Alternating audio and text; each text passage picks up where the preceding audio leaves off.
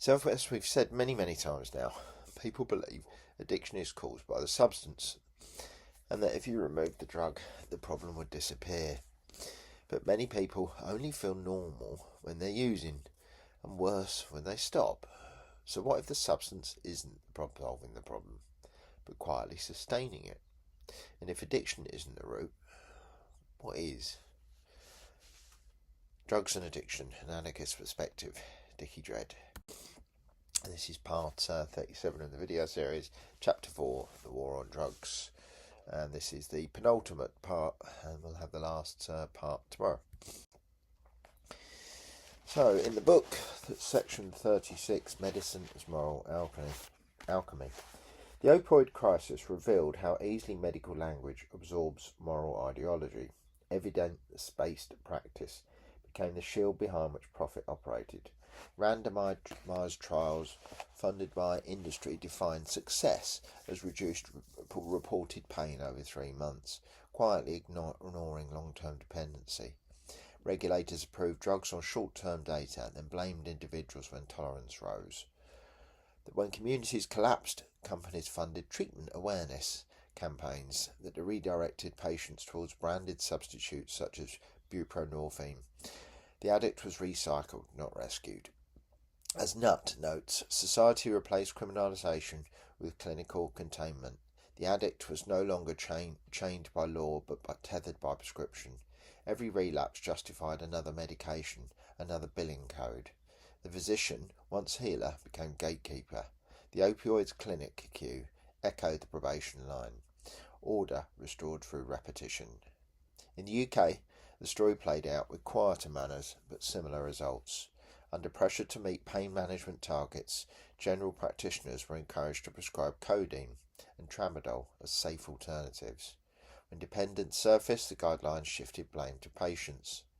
Between 2008 and 2018, prescription for strong opioids in England doubled.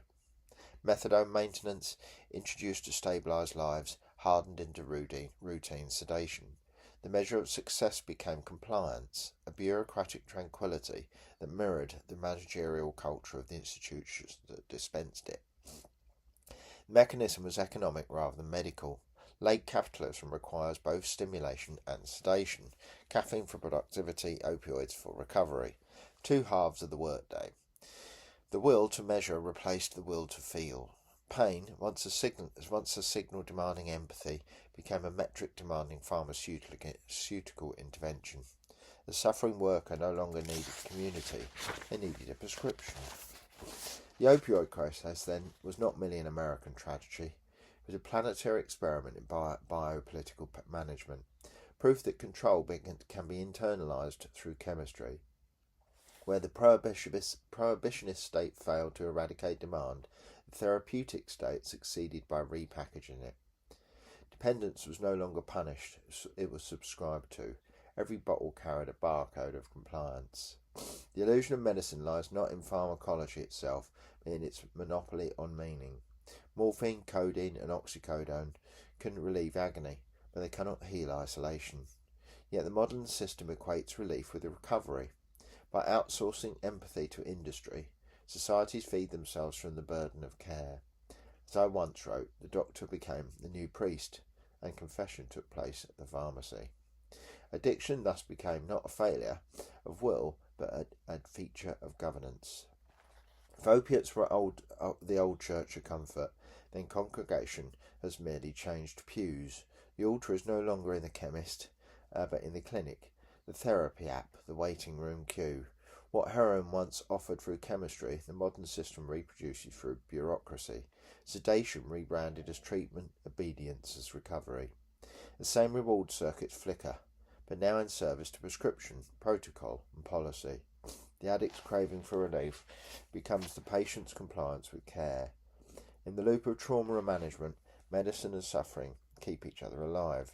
Following section turns to that recursion, the medical loop where treatment becomes continuation by other means. Section 37, Trauma and the Medical Loop. Psychologically, the opioid epidemic also reveals the unhealed wound discussed through chapters 1 and 2. Trauma as root cause. When distress is pathologized rather than addressed, the body becomes the battleground. Painkillers offer symbolic anesthesia, a silences of what cannot be spoken. Clinics treat symptoms without listening to stories. Patients report feeling normal only when medicated, an echo of Carr's observation that nicotine merely cures the craving it creates. Opioids magnify the same paradox. Each pill manufactures relief by prolonging the very disequilibrium it pretends to resolve. The neuroscientific framing reinforces this loop. Dopamine and endorphin pathways are mapped, quantified and monetized, while the social determinants of despair, poverty, isolation, overwork remain unaddressed. Addiction is explained by chemistry because chemistry can be sold. The trauma that began in family and labour, as explored in earlier chapters, ends in pharmacology. The circle closes. The lesson echoes the insight of Section 3. Unhealed trauma seeks expression through substitution. When feeling is forbidden, the body speaks in symptoms. The addict and the patient are mirror images, both seeking to soothe what society refuses to name. The syringe, the tablet, the therapy plan all perform the same cultural ritual, containment of pain rather than its understanding. The pattern repeats beyond the clinic. Just as trauma reproduces itself within the body, empire reproduces itself within policy. The next session widens the lens to the global stage, where the language of compassion becomes the currency of control. From Afghanistan's poppy fields to Canada's harm reduction labs, prohibition and prescription meet again, two halves of the same machinery of dependence. So the issue was never simply the drugs themselves, as we've said many times. It's the unhealed trauma gets managed rather than resolved. The system built to treat addiction often sustains the conditions that produce it.